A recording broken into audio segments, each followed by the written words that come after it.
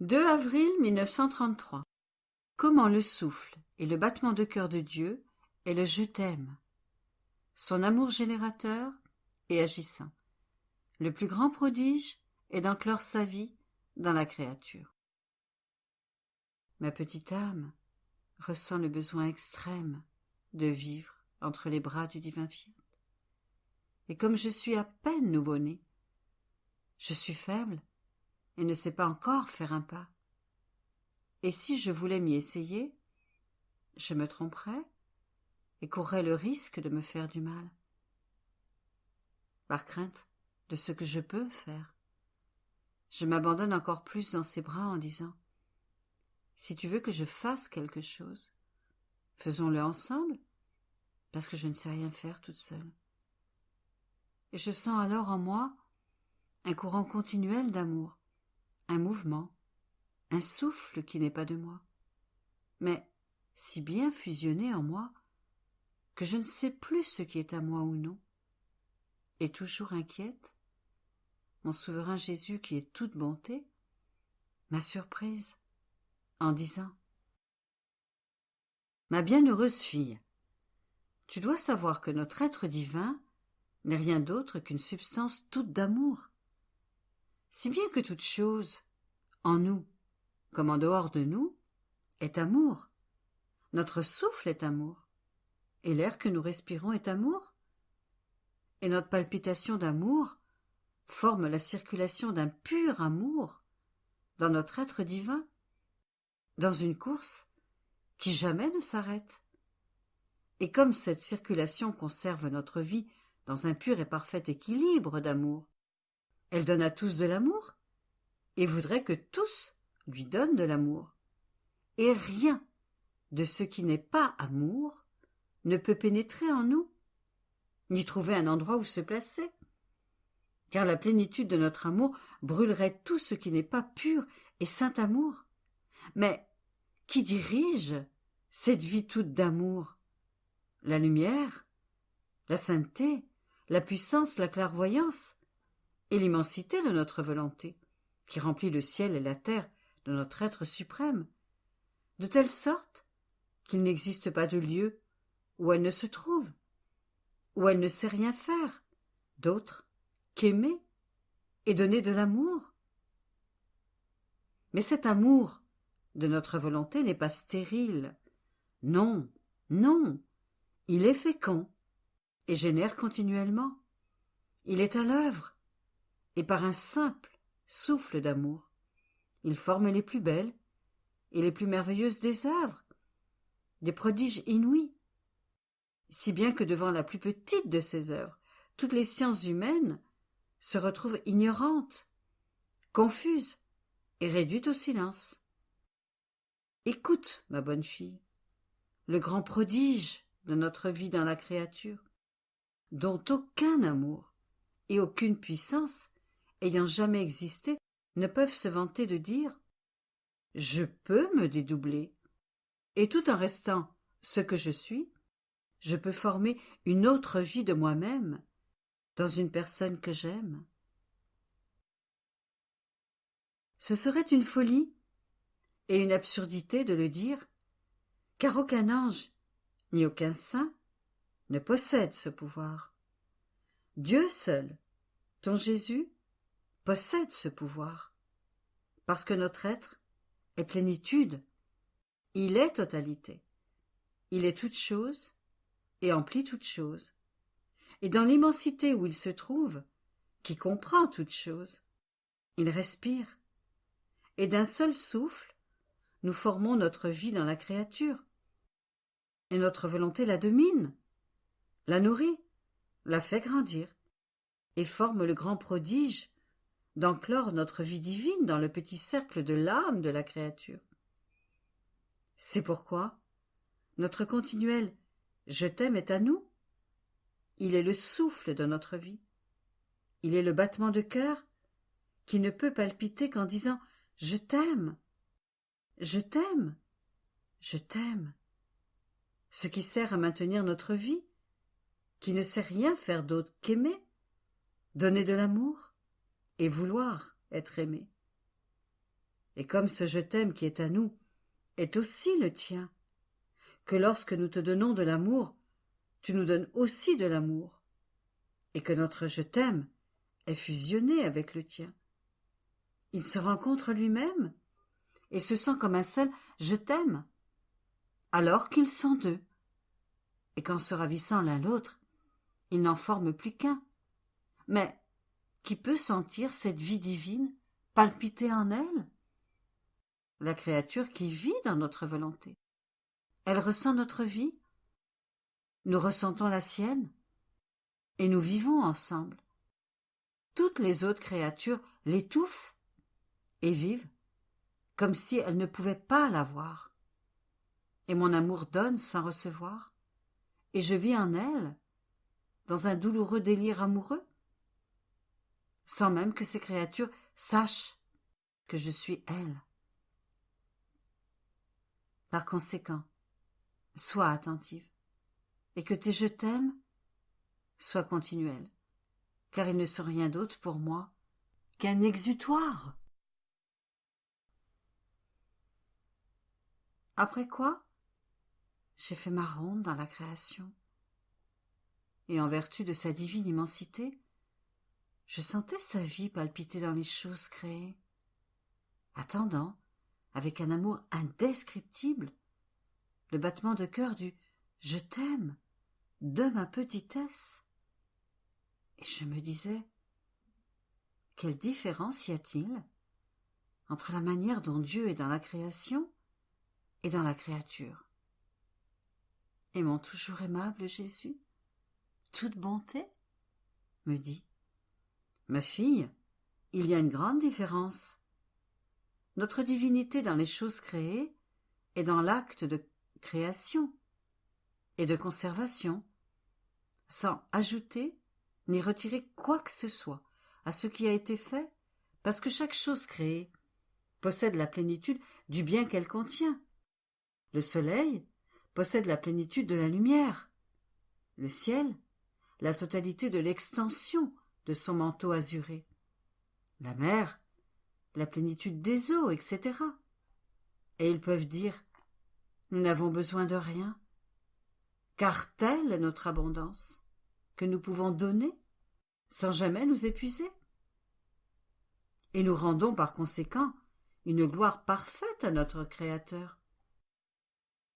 Par contre, dans la créature, notre acte divin est créateur, conservateur, opérant et croissant.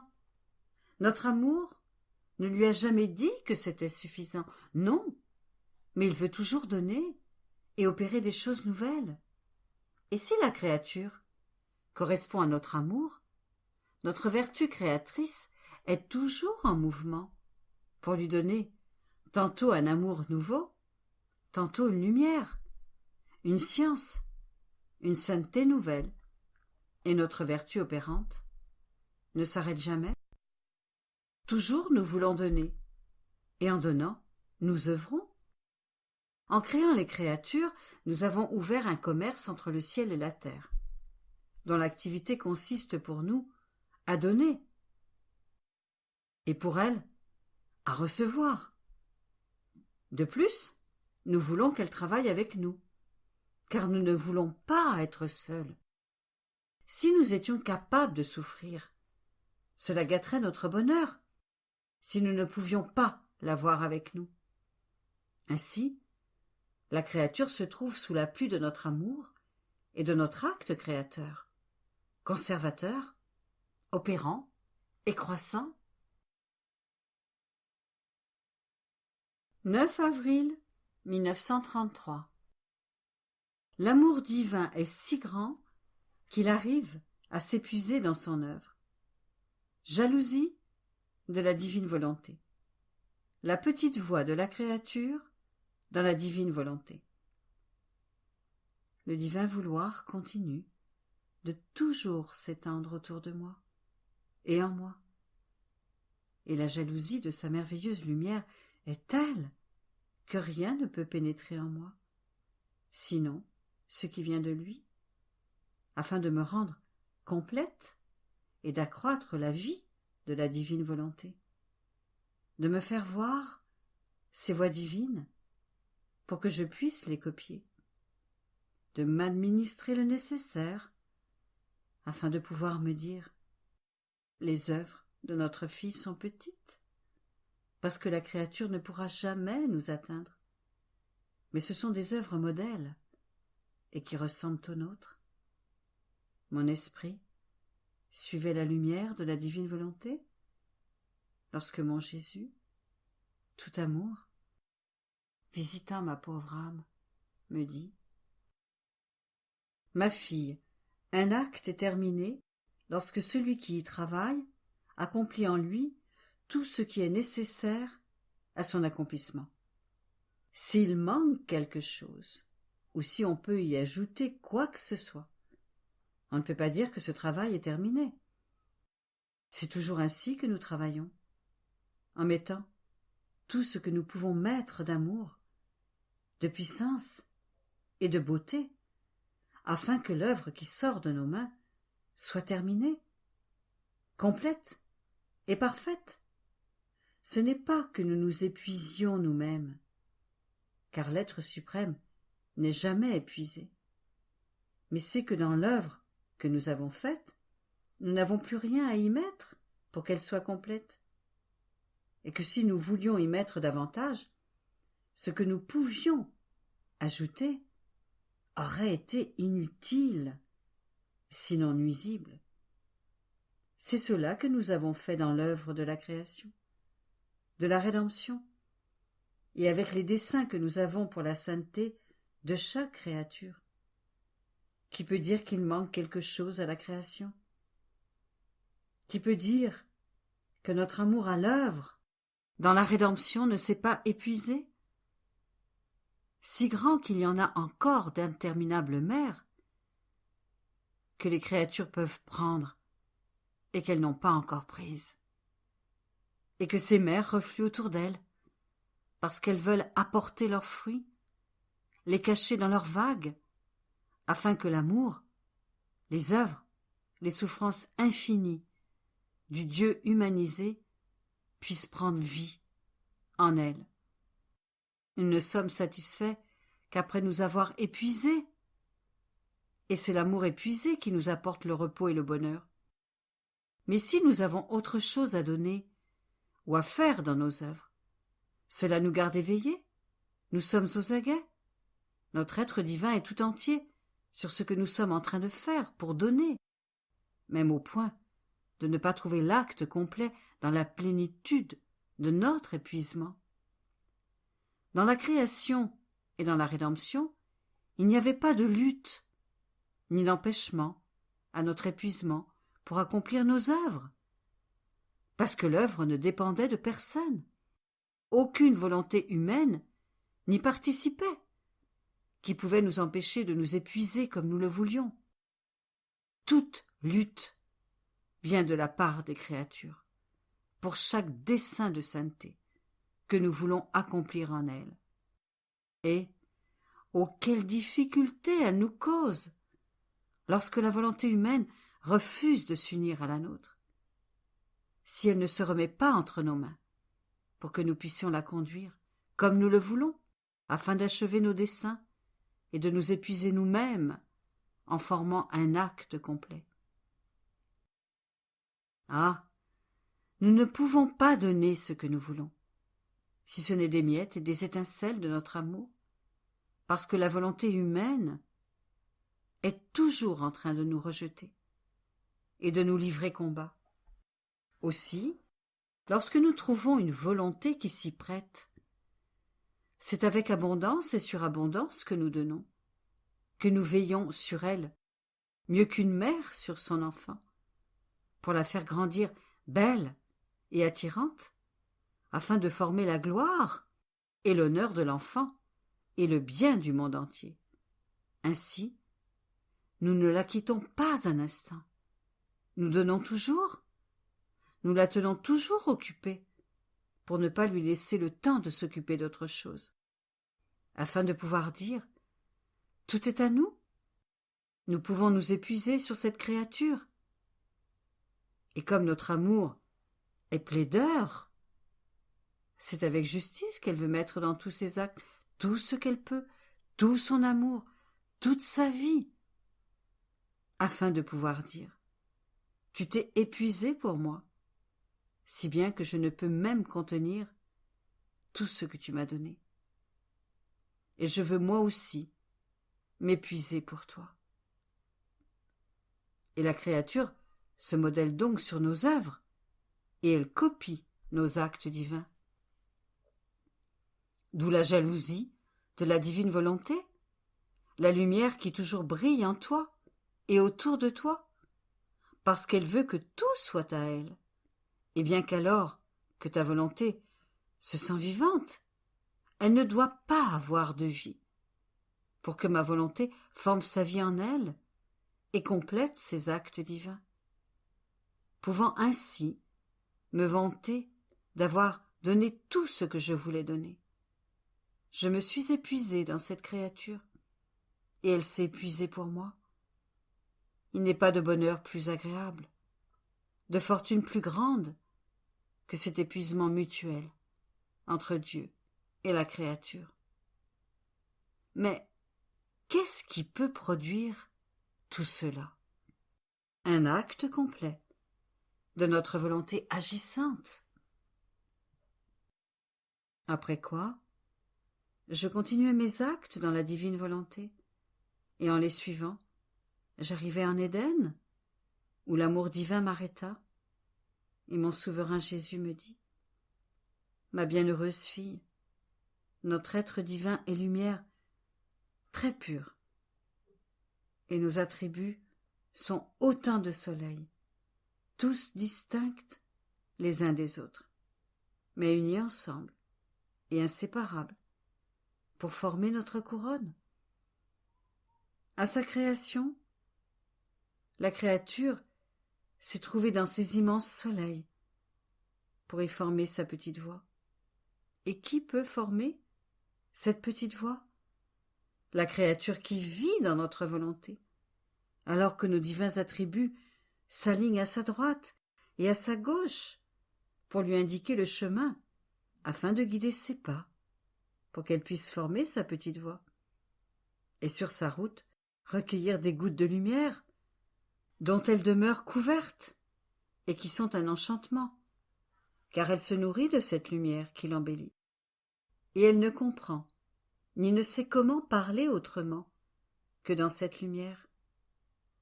Mes attributs entourent et aiment cette créature, comme la pupille de leurs yeux, et ils sentent sa vie en eux, et leur vie en elle, et ils se donnent la tâche de la rendre aussi belle qu'ils le peuvent, et de ne pas la laisser dévier d'un pas du chemin qu'ils ont formé dans cette interminable lumière. Si bien que pour la créature qui vit dans notre volonté, on peut appeler cette voix petite dans le temps. Mais dans l'éternité, ce ne sera plus la petite, mais la longue voix, ou plutôt la voix qui ne finit pas, parce que la lumière est sans fin, et ces créatures seront toujours sur la voie, pour recevoir de cette lumière sans fin des beautés, des joies et des connaissances nouvelles. Notre amour s'est manifesté plus que jamais dans cet Éden, en créant l'homme. Et finalement, pour le mettre plus en sécurité, nous avons formé sa voix, en l'éclairant de la lumière de nos attributs. Mais il en est sorti, parce qu'il ne voulait pas faire notre volonté. Mais notre bonté était telle qu'elle n'a pas fermé cette voie, en la laissant ouverte pour celle qui veut vivre uniquement dans notre divine volonté.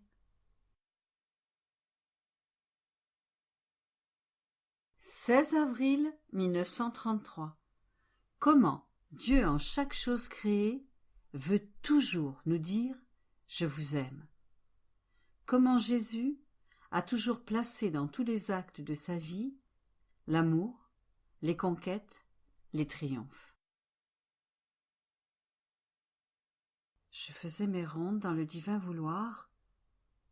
Je me sens comme un petit papillon qui tournoie dans sa lumière et son ardent amour, espérant toujours que j'y resterai brûlée et consumée dans sa divine lumière pour me sentir une seule chose avec sa très sainte volonté. Et comme je pars du premier point de la création, je trouve toujours de nouvelles surprises d'amour qui me laissent ébahie et montrer ô Jésus, afin de me faire mieux comprendre, me dit: Ma fille, puisque tu aimes ton séjour dans les actes de notre être suprême dans la création, je me sens ravie et contraint par mon amour de te raconter l'histoire d'amour que nous avons eue dans la création, et tout ce que nous avons fait par pur amour pour les créatures. Car venir dans nos actes, c'est comme entrer dans notre maison, et ne rien dire de tous ces actes serait comme te renvoyer à jeun, ce que notre amour ne sait pas et ne veut pas faire. Tu dois donc savoir que notre fiat a étendu cette voûte azurée, que notre amour a constellée d'étoiles, mettant en chacune un acte d'amour continuel pour les créatures, si bien que chaque étoile peut dire: ton Créateur t'aime et ne peut jamais cesser de t'aimer. Et nous sommes ici sans jamais bouger, afin de pouvoir te dire: je t'aime, je t'aime. Mais notre fiat a aussi créé le soleil, qu'il a rempli de tant de lumière, afin de pouvoir éclairer toute la terre. Et notre amour, en compétition avec le soleil, l'a rempli d'effets innombrables, effets de douceur, variété de beauté, de couleurs, de goût, et seule la terre, parce qu'elle est touchée par cette lumière, reçoit ces admirables effets de vie. Il redit son admirable et incessante petite chanson: je t'aime avec mon amour de douceur, je t'aime et je veux te rendre belle, je veux t'embellir de mes divines couleurs. Et si j'embellis les plantes pour toi, je te veux plus belle encore. Sache que dans cette lumière, je descends vers toi pour te dire avec force que je t'aime, et je tends l'oreille pour t'entendre me dire: je t'aime. Je peux dire que le soleil est rempli de mes continuels je t'aime, mais hélas, la créature ne m'accorde aucune pensée et ne fait pas attention à notre amour manifesté de tant de façons que cela suffirait à la noyer et à la consumer d'amour. Mais nous n'arrêtons pas. Notre fiat continue. J'ai créé le vent, et notre amour le remplit de ses effets, pour que la fraîcheur, les tourbillons, le sifflement, les gémissements, les fracas du vent soient des je t'aime répétés que nous disons à la créature. Dans la fraîcheur et les tourbillons, nous lui soufflons notre amour, et même dans les gémissements et les hurlements du vent, nous redisons notre amour incessant. La mer, la terre ont été créées par notre fiat. Les poissons, les plantes qu'elles produisent, sont des effets de notre amour, qui répètent puissamment en chaque chose que je vous aime. Je vous aime en toutes choses, je vous aime en vous, et mon amour est si grand. Oh, ne me refusez pas votre amour. Et il semble pourtant que les créatures n'aient pas d'oreilles pour nous entendre, ni de cœur pour nous aimer. Par conséquent, lorsque nous trouvons une créature qui nous écoute, nous la gardons, afin de pouvoir épancher notre amour avec une petite secrétaire de l'histoire de la création. Après quoi, Il garda le silence, et je continuai dans les actes de la divine volonté pour arriver à la rédemption. Et mon Jésus bien-aimé ajouta: Ma bienheureuse fille, écoute encore ma longue histoire d'amour. Je pourrais dire que c'est une interminable chaîne d'amour incessant et jamais interrompue. Après tout, j'ai créé la créature afin de l'aimer, de l'unir à moi, et ne pas l'aimer serait aller contre ma volonté. J'agirais contre ma propre nature, qui est tout amour. Je l'ai créé parce que j'éprouvais le besoin d'exprimer mon amour et lui faire entendre ce doux et continuel murmure: Je t'aime, je t'aime, je t'aime. Tu dois savoir que dès ma conception et durant tout le cours de ma vie, j'ai placé amour, conquête et triomphe dans tous les actes que j'ai accomplis. Mon œuvre était très différente de celle des créatures. Il était en mon pouvoir de faire ou de ne pas faire, de souffrir ou de ne pas souffrir. Ma clairvoyance ne me cachait rien, et j'ai d'abord mis ma volonté dans mes actes. La plénitude de sainteté, la plénitude d'amour, la plénitude de tous les biens, et avec pleine connaissance, j'ai œuvré ou j'ai souffert, selon ce que moi-même je voulais, et je suis ainsi devenu le conquérant et le triomphateur de mes actes. Mais sais-tu pour qui j'ai réalisé ces conquêtes et ces triomphes? Pour les créatures. Je les aimais tant, et je voulais donner. Je voulais être le Jésus conquérant, leur donner moi-même mes conquêtes et mes triomphes, pour faire leurs conquêtes. Si bien que ma vie ici-bas n'était rien d'autre qu'un acte d'amour continuel et héroïque, pour qui les conquêtes et les triomphes ne sont jamais suffisants, afin de rendre mes enfants heureux. Et j'ai fait cela pour toute chose. Je possédais la vertu de pouvoir me rendre d'une ville à l'autre, sans faire usage de mes pas. Mais je voulais marcher, et je courais. Je courais afin de mettre dans chacun de mes pas mon amour, et en chacun d'eux, je me faisais conquérant et triomphateur de mes pas. Oh, si les créatures avaient prêté attention, elles auraient senti dans mes pas ce cri continu. Je cours à la recherche des créatures pour les aimer et être aimé. Ainsi, lorsque je travaillais avec saint Joseph pour nous procurer les nécessités de la vie, c'est l'amour qui courait. Ce sont des conquêtes et des triomphes que je remportais, parce qu'un seul fiat aurait suffi à tout mettre à ma disposition.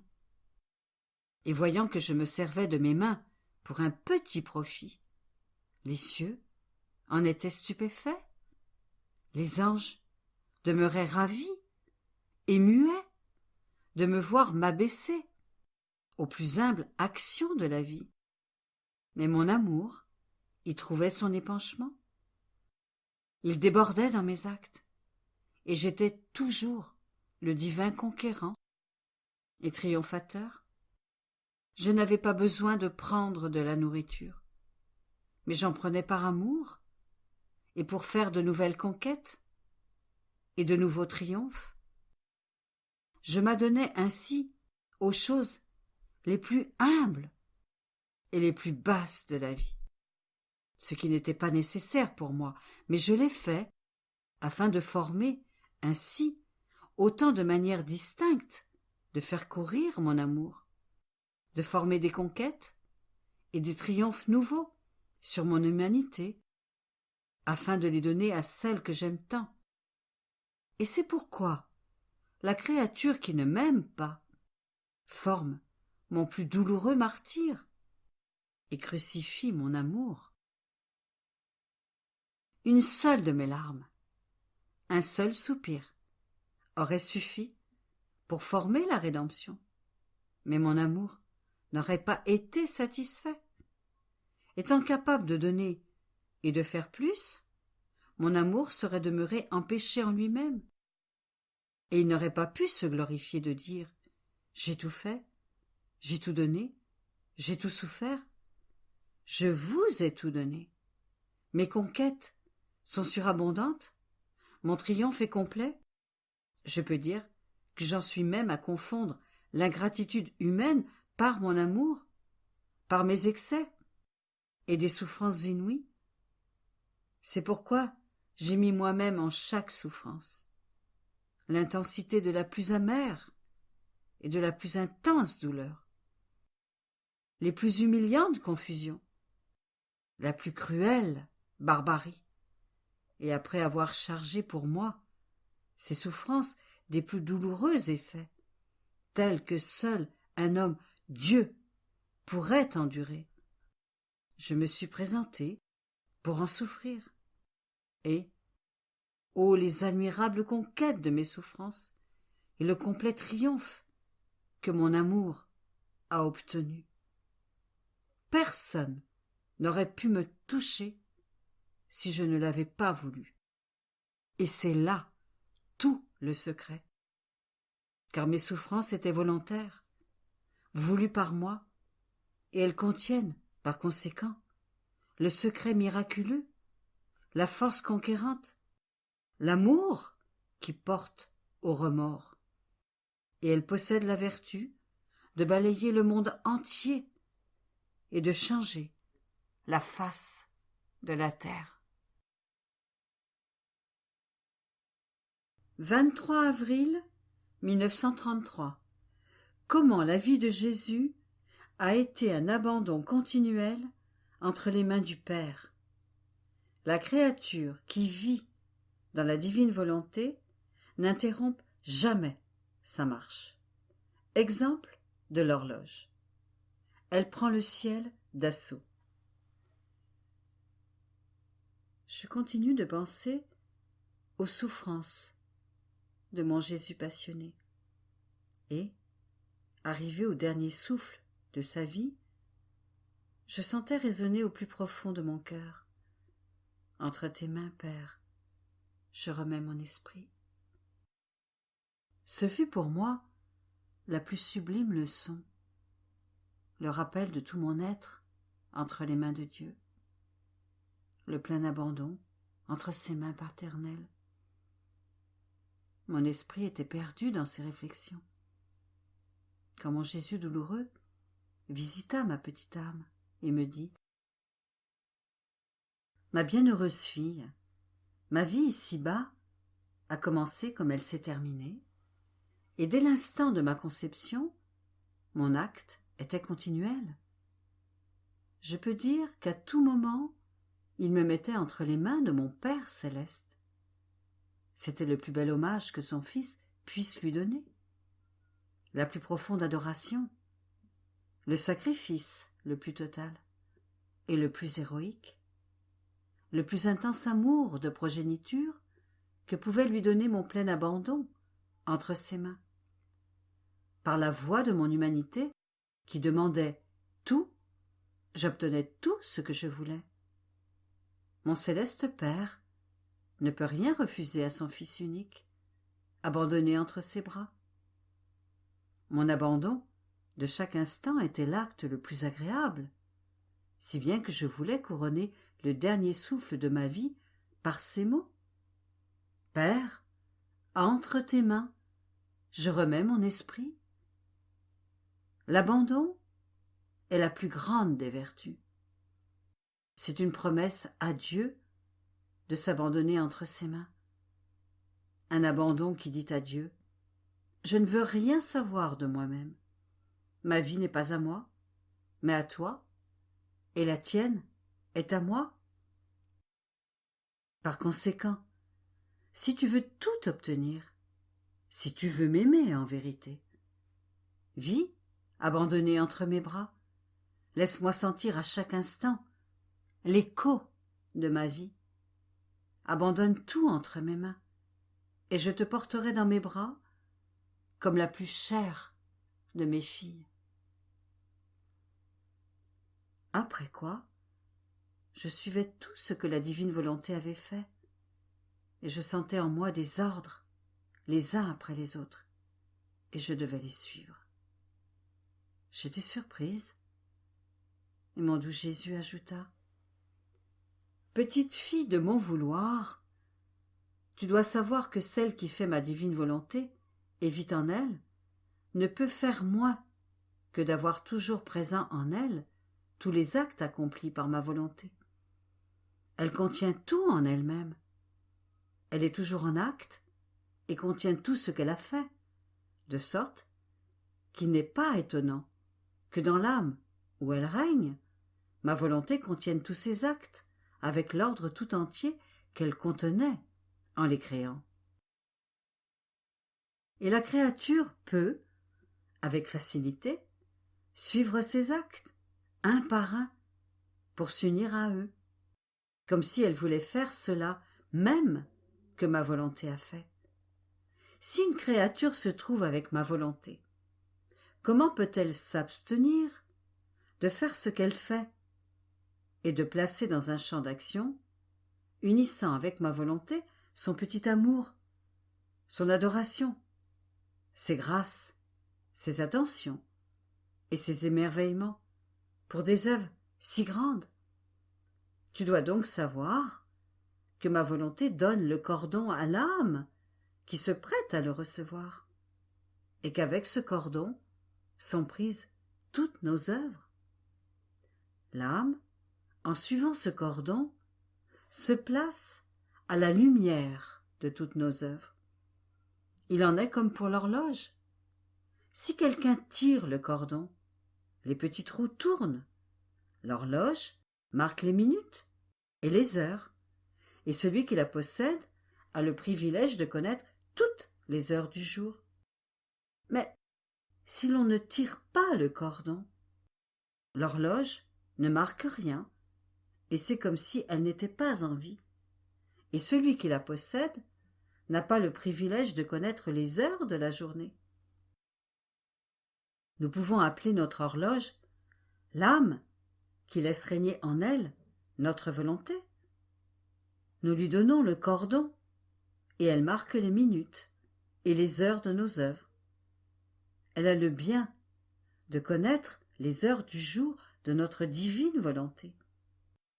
Si une âme tire le cordon, l'horloge continue son tic-tac jusqu'à la fin du cordon lui-même, et elle n'interrompt pas sa marche, de sorte que l'âme qui reçoit le cordon de ma volonté doit la faire marcher, et si elle veut l'arrêter, elle en est incapable, parce que le cordon met en action les petites roues de son âme, et la fait aller de l'avant, dans le grand jour des heures de nos œuvres.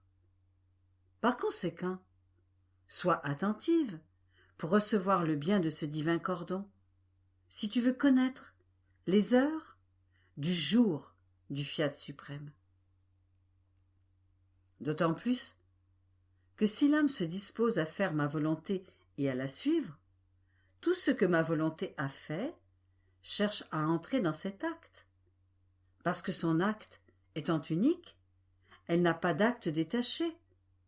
Et par conséquent, tout ce qu'elle a fait dans l'ordre de la création, de la rédemption, dans les anges et dans les saints, ma volonté l'enferme dans l'œuvre de la créature, qui œuvre en elle, parce que si elle se donne, ma volonté ne se donne pas à moitié, mais tout entière, tout comme le soleil qui se donne à la terre ne se donne pas à moitié, mais tout entier, avec la plénitude de sa lumière. Et il se produit des merveilles sur la face de la terre. Ainsi, ma volonté, si la créature l'appelle pour être la vie de ses actes, se donne avec la plénitude de sa lumière, de sa puissance, et de sa sainteté dans ses œuvres. Si elle n'apportait pas tout avec elle, ma volonté entrerait dans la créature et dans ses actes comme un roi sans cortège, sans armée et sans puissance créatrice, et rendrait ainsi inopérantes les merveilles que nous pouvons accomplir. Ah non, non, la créature qui œuvre dans notre volonté doit pouvoir dire « Je prends en main le ciel, je prends d'assaut le ciel, et je le place dans mon acte